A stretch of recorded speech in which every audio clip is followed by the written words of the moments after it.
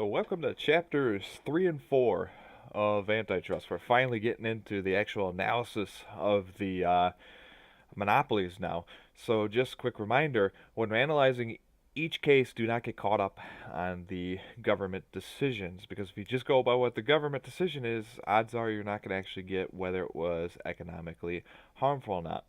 Analyze how the company got to the point it was at. So, what economic or microeconomic decisions were made that led to their success? How did they get there? Figure out whether they are actually a monopoly. So, do they have 90% plus of the market, or are they being targeted for some other reason? These are the things we really need to consider. So, analyze the effects on the market. Be sure to consider whether the consumer was economically harmed by the company's decision. Because remember, that's the all out goal. Remember, we're trying to protect the consumer. And do you think there's any dead late loss or social loss created in the market by these decisions? And the keys to look for is did they go after a monopoly price? So did they do predatory pricing? Did they put the price well above what it would have been in the market otherwise? Did they try to restrict supply? Did they price discriminate in some way that was harmful to consumers? I mean, these are the things that we are trying to figure out when we analyze a company. One of the first the first case of antitrust history in the United States was E.C. Knight in sugar. The case was brought against American Sugar Company in 1895. American Sugar had made multiple acquisitions that gave them 95% of the market. So, yeah, we can probably agree this is dang close to what we're going to get to the traditional monopoly definition that we can get out there. American Sugar was a monopoly. The Supreme Court found American Sugar not guilty because they made no attempts to restrict trade or commerce.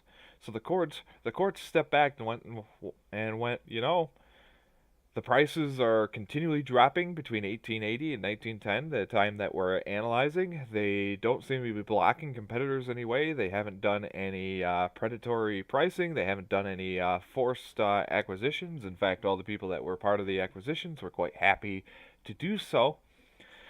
So they found them not guilty. So there was no evidence of social harm of any type, consumers or companies.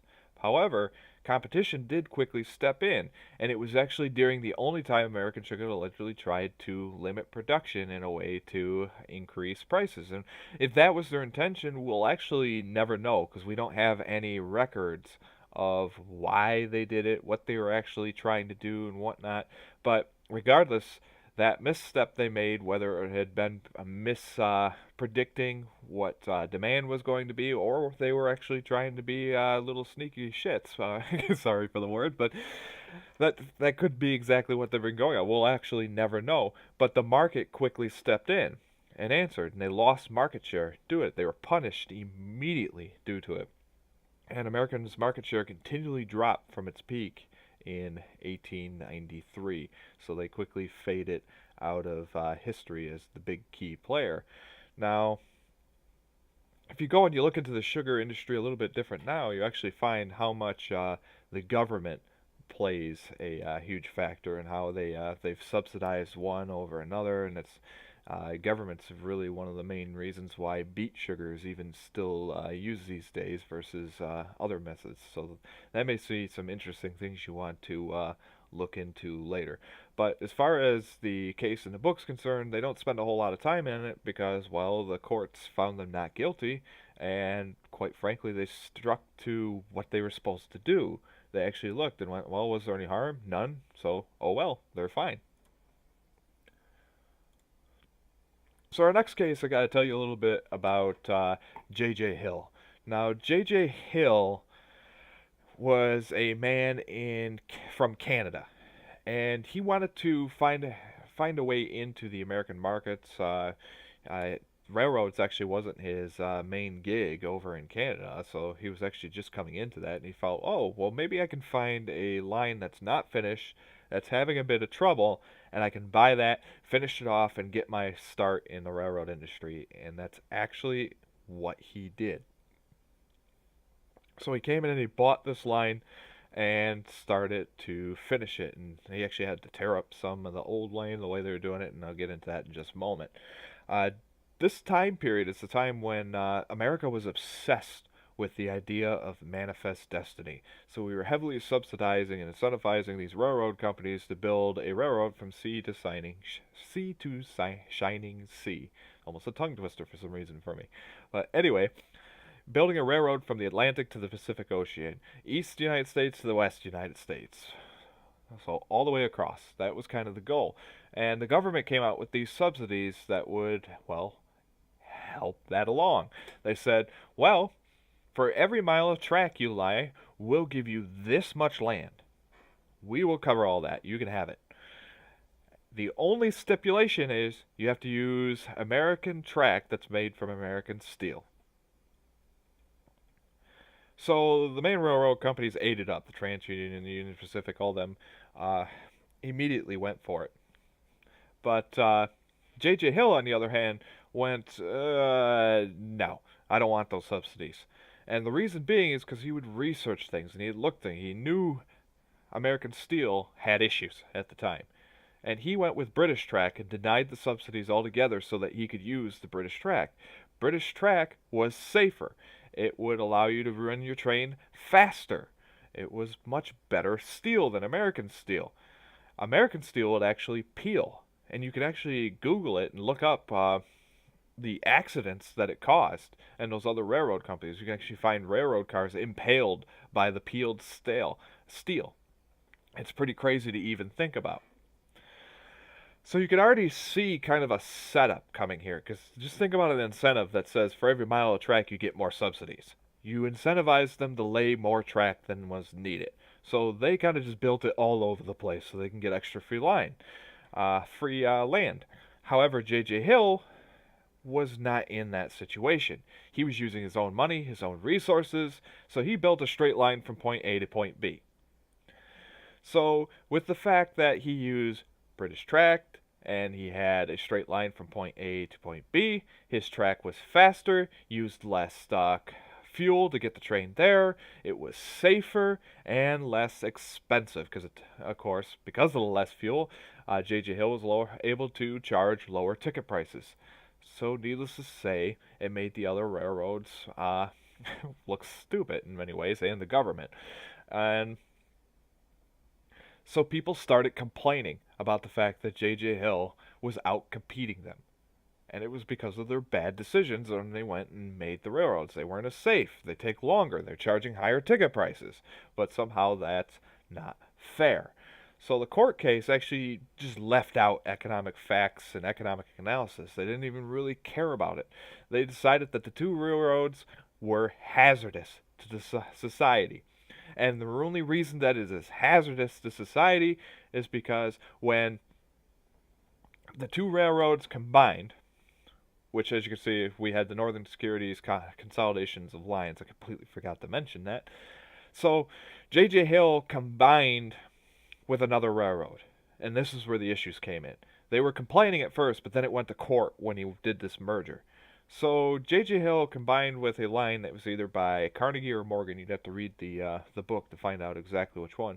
But it basically finished his line out to the Pacific Ocean, because J.J. Hill's line actually went under half the distance of the whole United States. So he combined with a line that finished it out to the Pacific Ocean, and then they end up building a port at the end so they can ship directly to Japan. And the reason he chose this line to combine with is because they said no to the American track as well and had a really efficient line built. So it was economically sound for these two railroads to combine. But as soon as these two railroads combined, they really started sopping a lot of the customers from the other railroads. Why wouldn't they? They're faster, better, etc. So when it went to courts, they deemed it hazardous because there was less competitors in the market. They said, well, because this railroad combined with this railroad, therefore there's one less railroad. Never once did they consider that one railroad goes from point A to point B, and the other railroad goes from point C to point D. They're not even in direct competition with each other, even when they're separate, because they go to different destinations. It was really, really silly that they even said that. But people were stuck on that whole idea that if you lower the amount of companies in the market, you immediately lower the amount of competitiveness in that market. And of course, that's not true. We've talked about that already. So during the 2 years of the court case, it took them 2 years to do this, the railroad rates, so the price they were charging to consumers, actually continually declined. But regardless, even though we as consumers were benefiting greatly from a safer line, the environment was benefiting from less fuel being burnt and all those pollutants being released, uh, safer, cheaper. I mean, jeez, it's just kind of ridiculous, but they were found guilty. So moving on to the oil industry, we actually got to get into a little bit of history of the oil industry first before we get into Standard Oil. The modern oil industry started in 1846 when it was discovered that oil could be distilled from coal, and that kerosene could be drawn off and used as an illuminant. During the period, the only illuminants that were available was candles and whale oil. Candles were quite expensive, and whale oil was even more expensive. And when you burned whale oil, it had a rather awful scent to it as well. So kerosene coming out as a new illuminant was a huge step forward. But however, with the only oil coming from distilled coal, oh, that's made for rather expensive oil, and well, kerosene comes from oil, so the kerosene was expensive. Several years later, though, companies begin extracting oil from shale, like we actually see a version of these days. In fact, what we found was that the oil was so thick and so frequent in the area where we end up finding it and that we could take it up. You could actually take a cup and scoop this oil up off the ground. You didn't even really need a major pump. It wasn't exactly deep oil wells that were required early on in Pennsylvania. So the oil boom actually started over in Pennsylvania. So some other quick things about kerosene. Uh, Eventually, kerosene ends up becoming a bit cheaper than whale or sperm oil, and it doesn't come up in smoke or smell like whale oil. So, of course, kerosene starts taking the market after the price comes down as the illuminant. So the only issue left was whether oil could be obtained in large amounts. The supply of whale and sperm oil was always questionable and sold for $3 a gallon in the late 1850s. That's it's crazy to think about. $3 a gallon for that, just to light your home. That's extremely expensive. $3 went a long way. For instance, there was half cents in circulation. You bought your meal usually for a penny. So $3 is a lot of money for the time period.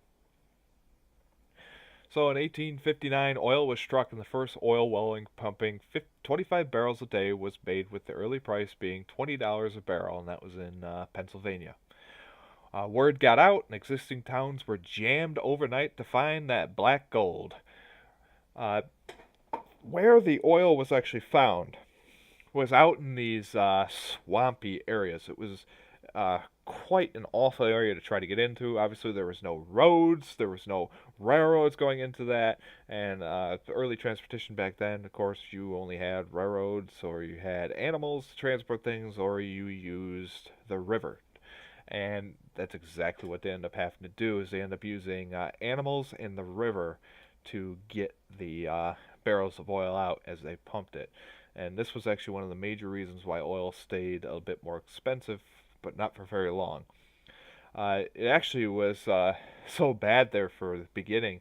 They, if you know anything about the history of logging, they used to pay these individuals to basically, excuse me. Anyway, they would basically pay them to stand on top of the logs and use these big sticks to guide the logs down the line to keep them from hitting the shorelines and transport them down the rivers. Very dangerous. And well, they paid people to do that with barrels of oil back then. Kind of crazy to think about, but that's exactly what they were doing. And of course, if a barrel of oil went and smacked against the side of the river, it busted open, and well, the oil was gone and done for.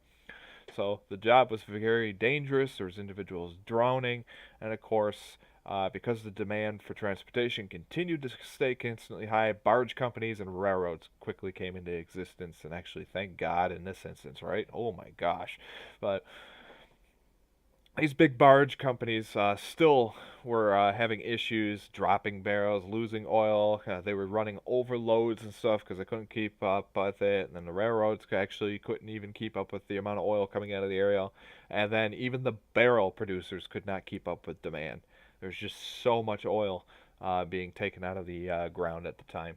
So, from increased oil production and more efficient transportation, the price per barrel quickly began to fall until it hits 10 cents a barrel in 1862.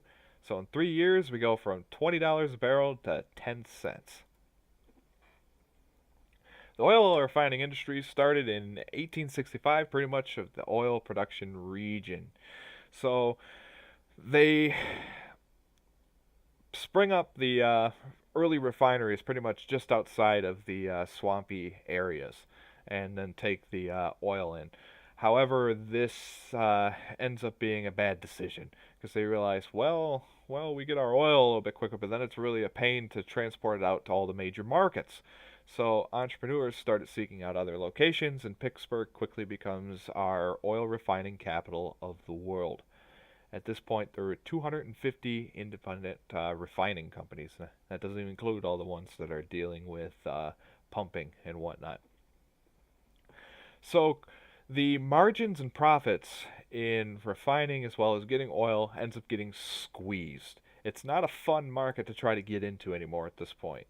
The oil industry started out in a boom before Rockefeller even enters the scene with Standard Oil, and oil itself was soaring down largely from the huge increase of supply when he comes in.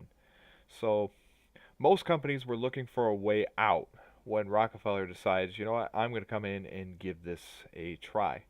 Now, Rockefeller's early success came from tracking literally everything. If you're an accounting major, in a way, you have Rockefeller to thank for some of that stuff. Because if it wasn't for him, who knows how long it would have took before somebody figured out, well, we should literally track everything so we can go back and improve. Which, talking about improvements, a lot of your early quality improvement type dealios stems from Rockefeller as well, because of how much he spent on improving processes and limiting loss and things like that. His other huge success came from the fact that he brought in a rather smart relative that was able to improve technologies. He figured out a way to get more kerosene and other oil products out of the same amount of oil. He also found a way to make the kerosene burn even cleaner. Then, of course, these things end up leading to efficiency and cost cutting, and that's where your success of Rockefeller comes in an industry that seemed to be, well, dying. Rockefeller expanded quickly by buying out some of the competitors and then leveraging economies of scale with the railroad and through his own production, not just the railroads. So, competitors were happy when Rockefeller came knocking on the door. He often paid more than what their company was worth, and they were, well, hoping to get out because the profit margins were squeezed. They didn't see any way to try to get more profit, and they could take their capital into many, many other industries and make significantly more money. So, in a way, it was a blessing for them to come sell to Rockefeller at the time. And of course, as I was saying, during that same period, many competitors were also leaving. So even if Rockefeller wasn't buying you out, you were looking for your way out no matter what, which might have meant closing the doors completely. Now, many claim that Standard Oil had this unfair advantage because of the pipeline and cars they own. So Rockefeller quickly realized that if you can't find somebody to do what you need to do and do it well, just do it yourself. And that's what he started doing. So, pipe producers at the time were not producing pipes that wouldn't have leaks. So he started his own pipe company that created pipelines and whatnot that didn't leak nearly as much as the current technology. And then, railroad cars were the same issue. You'd put the oil in the tankers of the railroad cars and they'd leak a bunch of oil as they were transported around.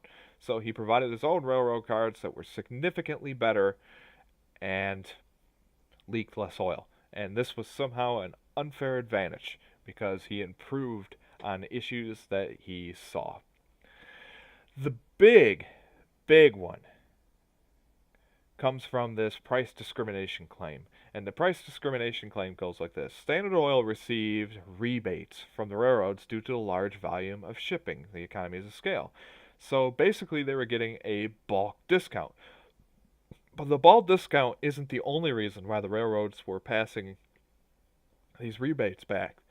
There's also the fact that Standard Oil provided their own railroad terminal facilities. The current railroad terminal facilities did not take oil out and all that kind of stuff very well. Their employees weren't all that familiar with it, so he built his own along the shipping routes, so he wouldn't have to worry about that anymore. He also carried his own shipping insurance, which was really bizarre for the time. Nobody even had heard of it. But he found that the railroads weren't really looking around to try to keep their shipping insurance rates down, so he went and he found a way to keep them down and carried his own insurance. And then the railroad passed those savings from not having to carry the shipping insurance directly on to him. Uh, so during this time, rebates were standard practice in the railroad industry. So it's not like Standard Oil was the only one receiving the rebates. It's exactly what you did. If you did a lot of volume through the railroads gave you rebates. That's just how they handled things. So Standard Oil got some bigger rebates because, well, they were the highest volume, and on top of that, they carried their own insurance, provided their own railroad cars, provided their own workers to load and unload in their own facilities. Why wouldn't their rates be lower? So much of the price discrimination argument actually comes from emotion and attempts to protect other companies, not the consumer. That's key right there, because Standard Oil and the railroad companies are both engaging in lowering costs for their consumers. Standard Oil would pass their savings right on to the consumer, as we saw over and over in the history of all the records of prices and all that good stuff. And yet we were arguing, oh, this is unfair. We need to do something. It's like, no, we do something about it. We as the consumers end up paying more. This was something we all benefited from. Which brings us to predatory pricing. So predatory pricing is that situation, if you remember, where you try to get monopoly profits. You try to set that monopoly price that's above the competitive rate. But in Standard Oil's case, of course, the famous thing that I'm sure you've all heard is that they went in to an area, they would set up shop, they would lower their price way down, and they'd wait for the small-time competition to go out of business that's in that area, and then they would jack their price way above the market rate to reap that monopoly profit. The evil entrepreneur, as they always painted it. Well, it turns out Ida Tarbar's claims were wrong, and Ida Tarbar was the one that started that whole myth. And the proof that we found came from those accounting records. Remember the fact that we said Standard Oil tracked literally everything? What incentive, since it's not illegal to do predatory pricing yet, would they have to hide something like that? Just like they don't have any incentive to hide what they're paying for companies when they buy them out, too.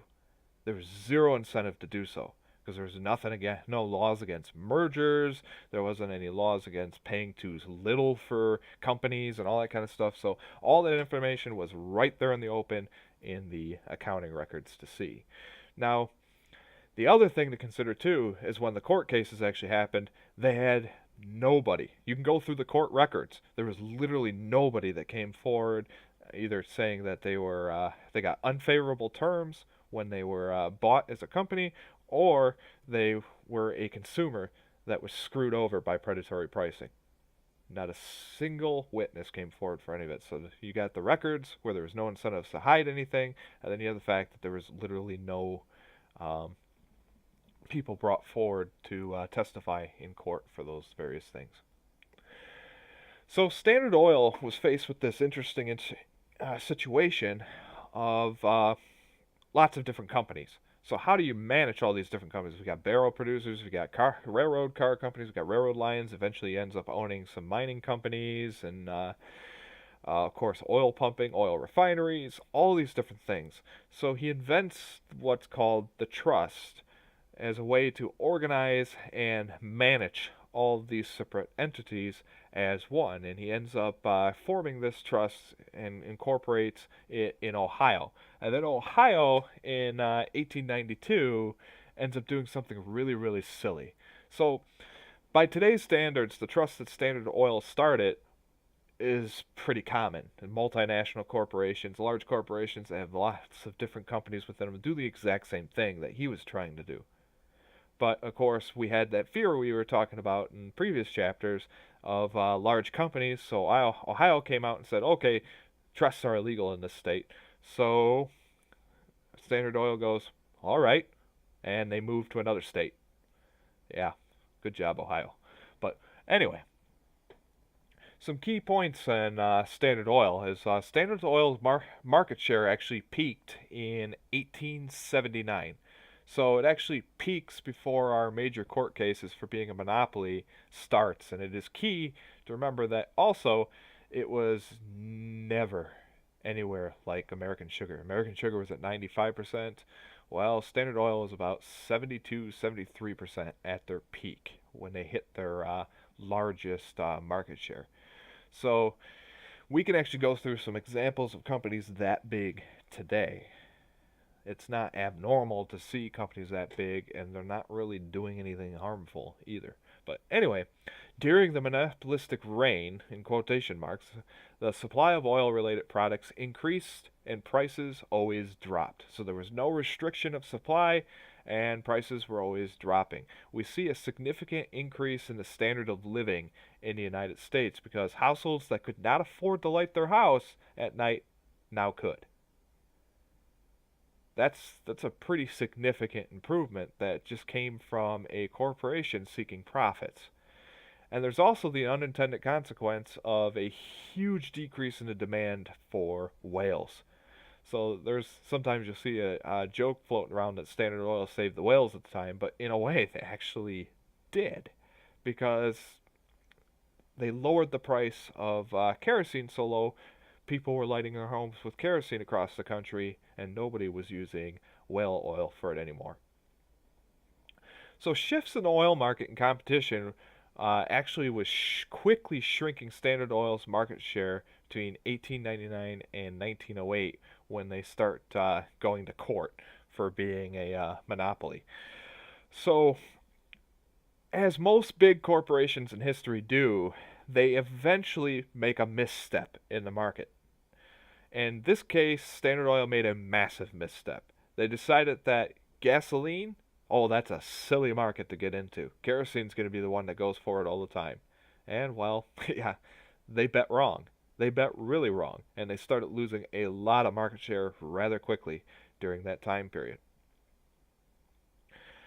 Anyway, even with all that happening on, and they estimate that the market share of Standard Oil was around 50% when the court case was finally finished, Standard Oil was convicted as a monopoly in 1909.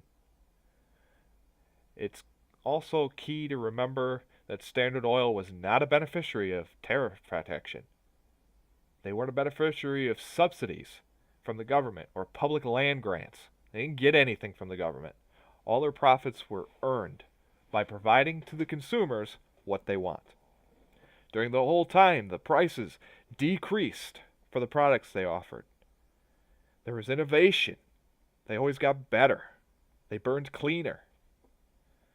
Supply increased greatly, and access, of course, with it. And yet, we convicted Standard Oil.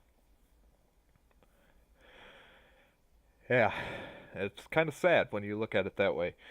So, just think of the incentives we just created by doing that. So, we come out, we go, all right, you are going to be broken up. You're an illegal monopoly because you were efficient, you were effective, you were innovative. You increased the standard of living for consumers. You always lowered prices. You did everything right, everything we want you to do. But we're going to break you up for doing it right. We're going to punish you for doing all those things.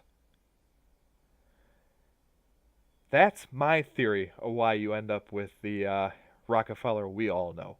The Rockefeller family we all know nowadays. The one that's always looking for government regulations and various benefits for companies and using their money to, do none of that happened prior. It all happened afterwards. And I think it's because of this right here. Because we came in and punished them for doing it right. Just think of how much history might have changed if we hadn't done that. Because we didn't do it just to him. We're going to be going through some others that happened to as well. Nowhere in the findings was there a discussion of Standard Oil's unreasonableness or negative competitive practices. And then, ironically, the government proceeded on practices that destroyed competition in the oil market following the breakup of Standard Oil. And the breakup of Standard Oil also led to increases in oil prices and kerosene prices, too, by the way. Monopoly power in the oil industry has only been present when government regulations created. The absence of regulations, the oil market was competitive and coordinated. Resources were being allocated efficiently, and antitrust intervention began us down the road of resource misallocation. So this was a huge, huge misstep by the government. Breaking this up and then turning around and creating government companies and massive regulations throughout the oil industry. It's just a mess. If you want, the section that precedes the part about the proceedings on Standard Oil gets into all those and gives you all those examples, and be sure you read that. It's a really interesting take on history. So on to American tobacco. So when we're considering American tobacco, a lot of people get caught up on the negative health effects of cigarettes. And it's important to realize that in economics, we look at individuals as rational decision makers. So when you decide to smoke a cigarette, you are deciding to do so voluntarily. You decide it because you thought they were cool, or it lowers your stress, or they taste good, or make you feel good. There's all sorts of different reasons to start smoking, class. I mean, those are decisions you can make.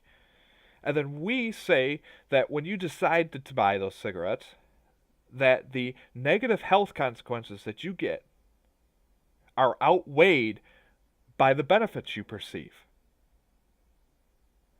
So when we analyze this case, you've got to keep that in mind, that these people are choosing to do so. And of course, during the time period, they didn't even know about the negative health effects. I mean, doctors smoked, but that's a whole nother thing. So even if we were to turn around and say this company's from like 2010, and we're going to analyze it from an economic standpoint, we'd be keeping that in mind.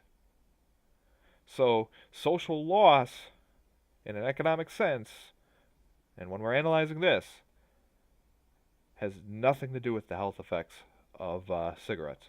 So the only way we're going to have social loss is if they raise the price, restrict supply, take part in predatory pricing or something along those lines, because that's what you're looking for when we go through this case. So in the 1850s, the cigarettes were actually unpopular. And it's kind of funny to think about it. So you just go, so what was it in 1850s that made cigarettes so unpopular? Part of it was probably price. So price, they were more expensive back then. So but even the people that had more money, cigarettes was unpopular. But then we see in 1880, blam, the industry just takes off. So it's actually often argued that the cigarette industry actually didn't start till 1880. And at this point, the majority of cigarettes were actually still hand-rolled, too. Now, a huge shift in tastes to Virginia tobacco blends and the adoption of machinery to produce cigarettes and extensive advertising is what they believe ends up leading to the huge increase in the cigarette industry. So there was something about Virginia tobacco. It would be really interesting to know what that was. Because if we don't have that, I mean, who knows how long it would have been before the tobacco industry ever, if it even ever took off. Anyways, the person who's credited with starting the company of American Tobacco is James Duke. And he entered the industry in 1881 and had rapid success through mechanizing his production and heavy and innovative advertising. So obviously you can immediately see where the mechanizing of the production comes in and lowers prices. But his advertising, how he did it, was quite key to his success. He was one of the first ones to use bounce back coupons. So if you bought a box of his cigarettes, there'd be a coupon for a discount to come back and get more of his cigarettes, and that worked. Customers came back. So you can blame him for those Kohl's Cash coupons you get nowadays, if that's what drags you back to Kohl's to shop over and over again. I know there's plenty of other examples, but that's the one that always comes to mind to me. He also offered special bonuses and gimmicks to retailers as well. So he wasn't only trying to incentivize the consumer, he was also incentivizing the retailer to come back to him and continually give him the shelf space, continually to buy his brand to try to sell to consumers. If you sold more, he gave you discounts and more. It was basically just ended up being a bulk discount. But he also had little gimmicky free things they would give you. He'd also provide you free advertisements to put out front and things like that to help sell those cigarettes. In 1890, the 5 leading cigarette companies merged to create American Tobacco and made Duke the president of the company. And Duke was actually the instigator in a way. He went around all these companies and said, "This look at all we could gain by combining as one company. We'll leverage all of these economies of scales. We'll have all this excess capital. We'll have a unified brand message, even though they didn't stick with that."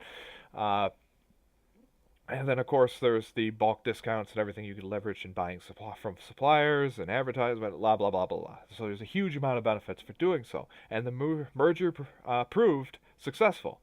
And it was through leveraging economies of scale in production and consolidation of advertisements. So it worked.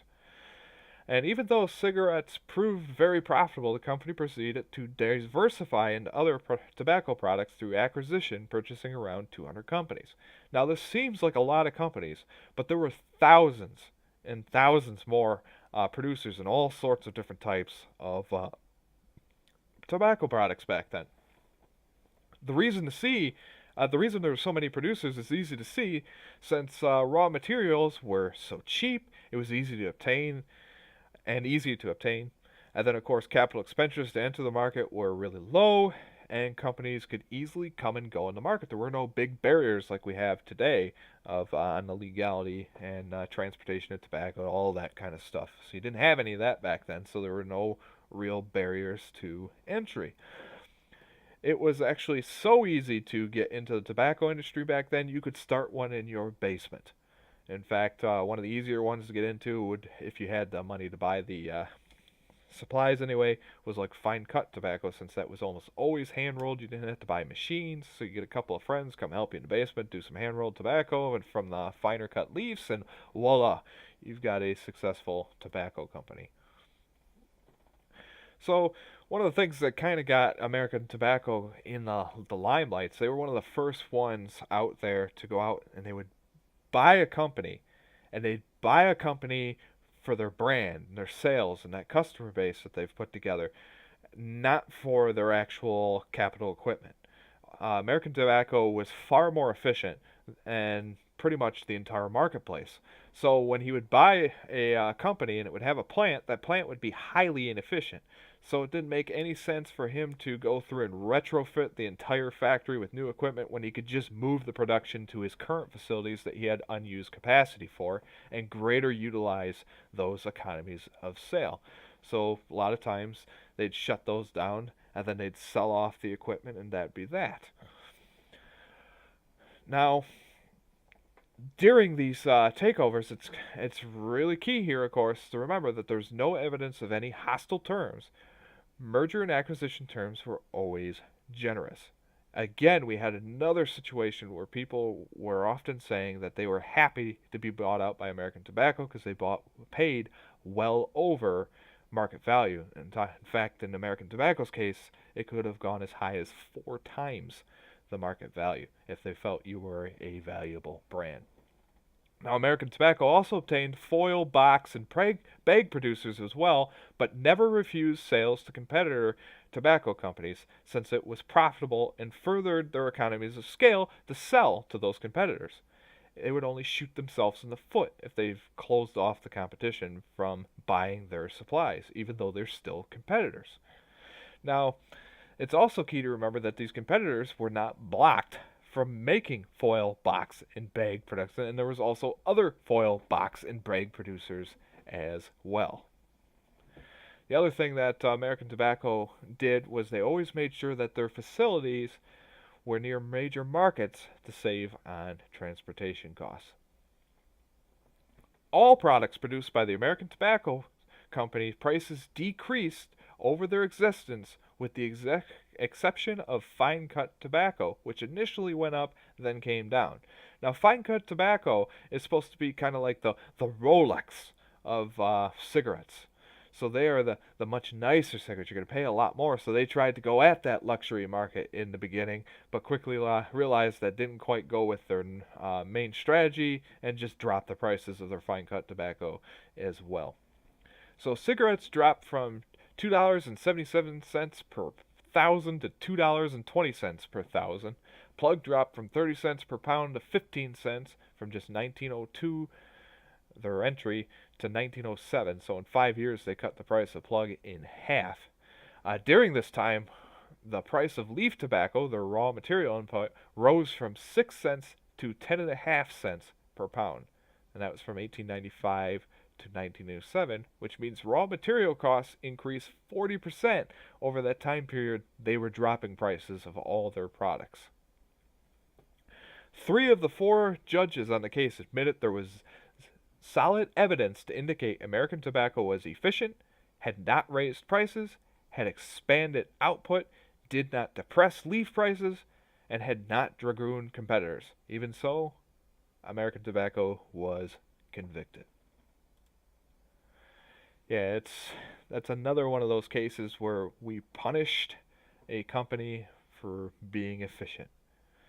It's, yeah, pretty sad. Anyway, moving on to the next company. Now, I'm going to say at the beginning of this one's a little bit different because our other companies we've talked about so far received nothing from government. So they didn't receive any help. While steel, if you know the history of steel, steel has been a protected industry for like ever. It still is today. I mean, we've got all these new steel tariffs that have come up. Well, not new.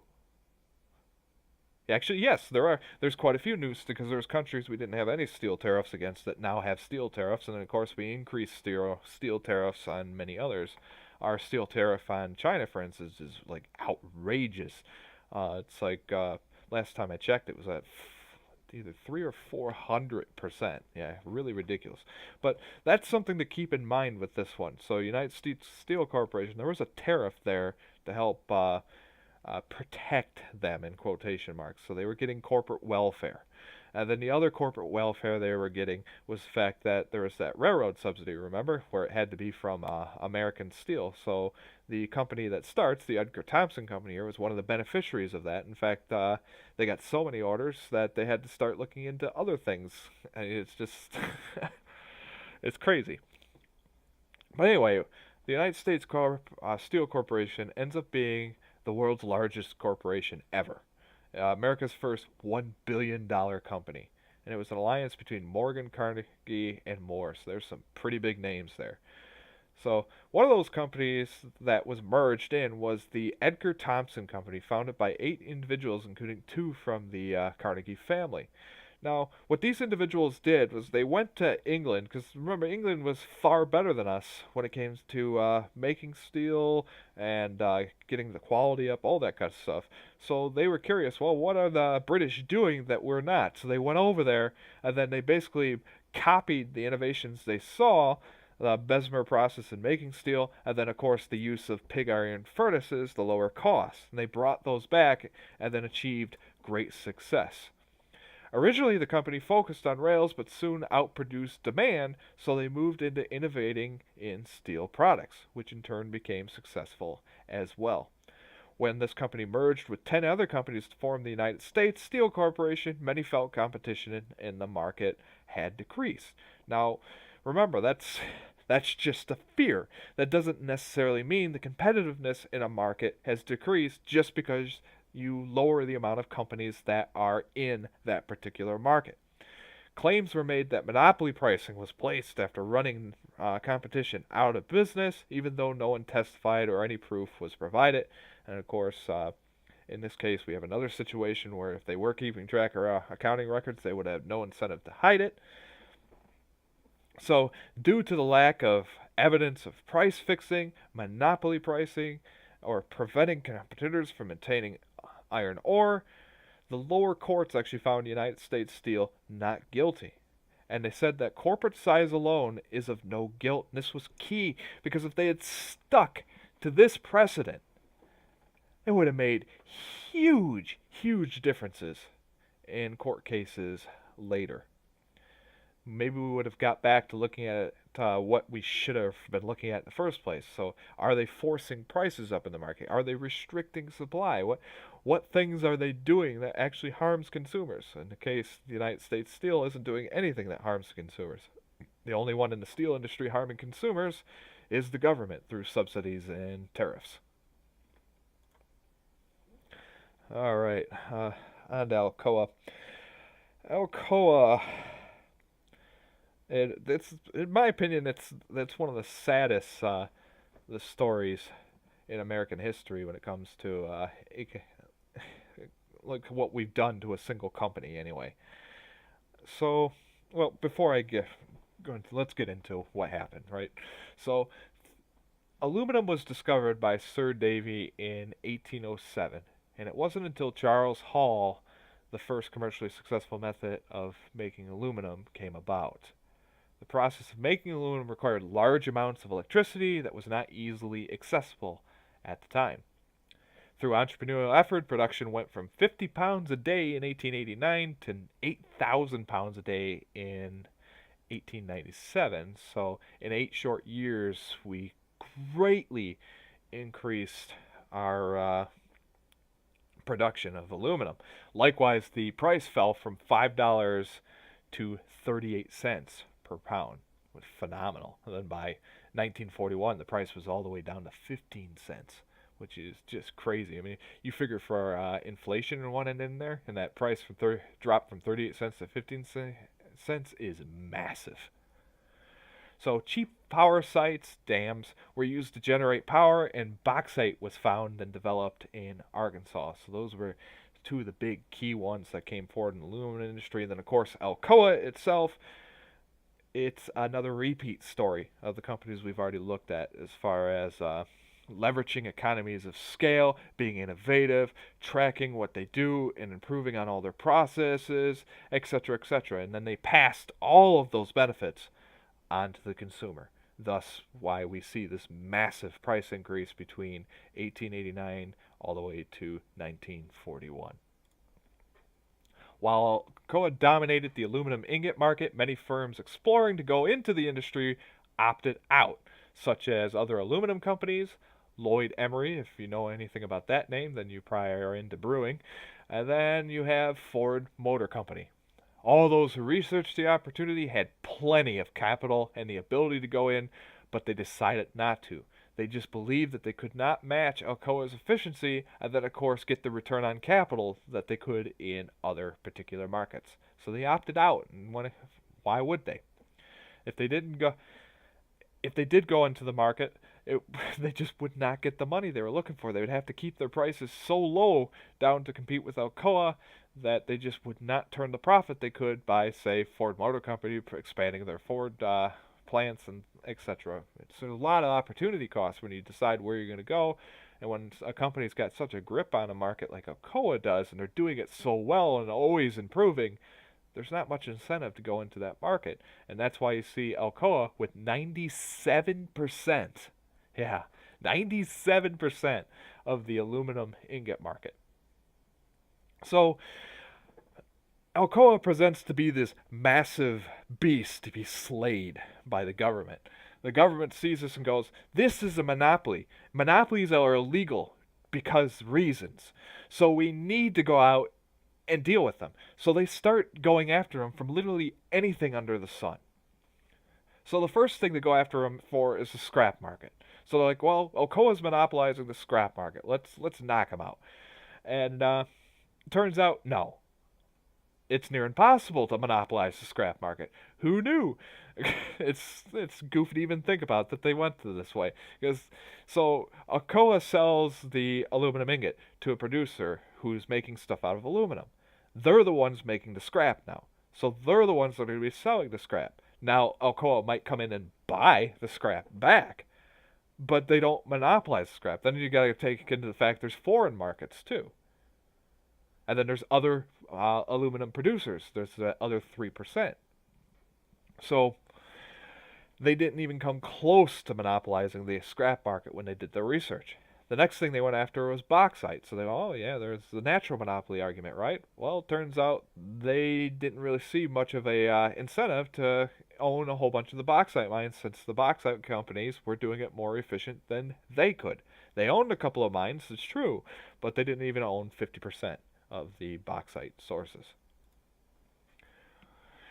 The next thing they went after him, which is just as silly as the scrap market, was the power market. They went, well, they're using all this electricity, so therefore they must own the electricity market, right? So they're powering all of New York City. They're powering all of Detroit City. Oh yeah, they're definitely doing that. No. So the charges on that one shouldn't even went through. It should have been one of the drop ones. I mean, you got to think how silly that one is. So they find out that Alcoa doesn't even have 5% of the electricity market when they do the research on that one. The next thing they go after is, does Alcoa control the foreign markets? Nope. Lots and lots of aluminum producers overseas that Alcoa has zero interest or ownership in. Go figure. And then when they went after the aluminum ingot, somebody in the lower courts was pretty bright and went, yeah, sure, they may have 97% here, but there's still that 3% that goes against them, and then there's all the foreign competitors. And when you took in the foreign competition, that 97% got way smaller. The next thing they went after him was that they monopolized the price. So they were using price controls over the scrap market, even though they weren't the ones selling the scrap. Yeah, I know, another one. And then the findings was that the price of scrap was purely based on supply and demand. Well, yeah, we got all these different producers that Alcoa has no control over selling scrap. Well, there you go. There's where your price is coming from. The next thing they went after him was the sand casting market. They said Alcoa had everything in the sand casting market. Yeah, nope. They just do aluminum ingot. They had a little bit in the sand casting market, but nowhere near a monopoly. And then, of course, the last thing they went after was they're reaping a monopoly profit. So one of the classic things. But that's one hard thing to prove when you see massive price decreases through the entire market, whole and whole. Some other charges that were dropped were castings, cooking utilities, pistons, extrusions, structural shapes, foil, and miscellaneous fabricated articles. That's just nuts to think of. They brought them to court so many times. I couldn't even imagine having Alcoa's court fees. You know, in this case, this is one of those situations you'd think, okay, so if we, the government, are going to force them into all these court cases, all these expenses on it, and then we keep dropping all these because the government's wrong, the government should be in charge of paying for all of those frickin' court cases. So, needless to say, the courts were actually confused on what to do with Alcoa. Here we have the, textbook example of a real monopoly, the closest you're ever going to see to 100%, and there's nothing bad happening. They're not restricting competition. They're not doing anything that harms the consumer. And then, of course, there's the fact that, the scrap market they keep going after them for is a secondary market that they have nothing in. And the foreign aluminum competes against Alcoa, so immediately that 97% drops quite a bit as soon as you get past. So the lower courts all found Alcoa not guilty over and over and over and over again. But unfortunately, the government hadn't had enough of Alcoa yet. They were determined. So determined that they had to throw out our rules where the same judge can't see the same thing again and make a different verdict and so on, and double jeopardy, all that stuff. We passed special rules to allow an appeals court the final ruling on Alcoa, since so many of our Supreme Court justices over their career had already made a not guilty verdict on Alcoa. And this special group that was put together found Alcoa guilty. And here is what they said was what made Alcoa guilty. Alcoa, by making their business efficient, was excluding competition. Therefore, it was a restraint on trade. So because they were efficient and always passing those efficiencies on to the consumers, they were restraining trade. That's what we broke Alcoa up for. It's ridiculous to think about. So Judge Knox is the one that ends up being put in charge of the divestiture, which the divestiture is the breakup of Alcoa under the government's watch. And in his proceeding, because he was the one that was also told, okay, you're going to read the findings. He praises Alcoa for its help during the war effort, because Alcoa had stepped up and provided aluminum at great discounts to the United States and converted some of their factories to help produce war items and all that kind of stuff. And then they had royalty-free licensing of patents. So if you wanted to use one of Alcoa's technologies, they were so sure of themselves, they said, go ahead, use it. You can use our technology. And then, of course, they also realized that, well, if our customers use our technology and it betters their process, they're going to come back to us again. It was good business practice. They had a record free of unfair competition of any kind. They never did any collusion. And they concluded competition was quite vigorous. He still ordered the divestiture. So even though there was no specific finding of illegal activity, collusion, or conspiracy, Alcoa was still ordered to divest by our government. This is your best example of huge failure of government under the antitrust. So we attack this company just because of its sheer size. And we don't care all the benefits that it's creating for the economy, all the benefits that it created for consumers, the standard of living increases we saw from it. Who knows if we would have aluminum foil in all our households for cooking and things like that. Who knows if aluminum would be in any of our vehicles these days if it wasn't for all the strides that Alcoa made back then. And we'd definitely still be well, you never know really, but I would think that America would still be a huge key player in aluminum if we had let Alcoa go, but instead we killed our own aluminum market. And of course, aluminum prices went up. So that is it for chapters 3 and 4. We're going to be getting into even more monopolies, but with a different theme behind them, so what they're doing in chapters 5 and 6, and that one will be up in a few days. Thanks for listening.